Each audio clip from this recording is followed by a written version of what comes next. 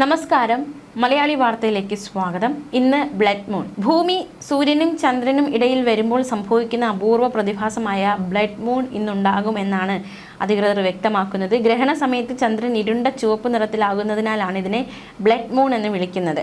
ചന്ദ്രനിലേക്ക് നേരിട്ടുള്ള സൂര്യപ്രകാശത്തെ ഭൂമി തടയുമെങ്കിലും അന്തരീക്ഷത്തിലൂടെ വെളിച്ചം അരിച്ചിറങ്ങും.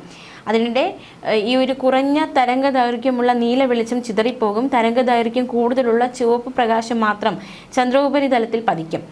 ഭൂമിക്ക് അന്തരീക്ഷമില്ലായിരുന്നുവെങ്കിൽ സമ്പൂർണ്ണ ചന്ദ്രഗ്രഹണ സമയത്ത് ചന്ദ്രൻ പൂർണ്ണമായും ഇരുണ്ടതാകുമായിരുന്നു. ഇന്ത്യയിൽ ചന്ദ്രൻ ഉദിക്കുന്ന വൈകുന്നേരത്തിൻ്റെ ആദ്യ മണിക്കൂറുകൾ ഈ കാഴ്ച കാണാനാകും.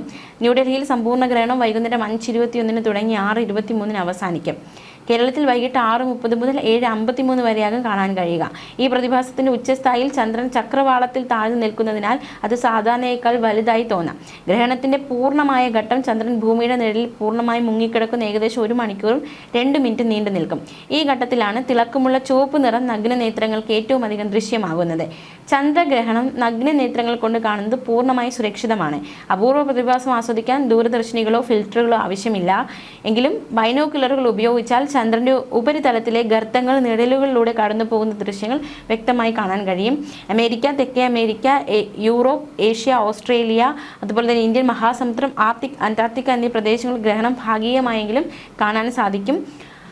ഈ ഒരു കേതുഗ്രസ്ത ചന്ദ്രഗ്രഹണമാണ് നടക്കുന്നത്. ഈ ദിവസം രാഹു കടന്നു പോകുന്ന കുംഭം രാശിയിൽ ചതയം നക്ഷത്രത്തിൽ 4-ാം പാദത്തിൽ സൂര്യൻ സ്പർശിക്കുകയും കേതു സഞ്ചരിക്കുന്ന പൂരം നക്ഷത്ര സമൂഹത്തിലൂടെ സഞ്ചരിച്ച് പൂരം നക്ഷത്രത്തെ സ്പർശിച്ച് ചന്ദ്രൻ കടന്നു പോവുകയും ചെയ്യുമ്പോൾ സംഭവിക്കുന്ന ഒരു സൗരയുധ പ്രതിഭാസമാണ് എന്നാണ് നമുക്ക് നൽകിയിരിക്കുന്ന വിശദീകരണം.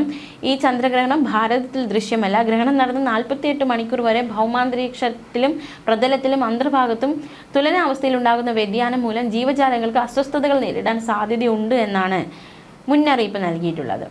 ന്യൂസ് ഡെസ്ക് മലയാളി വാർത്ത.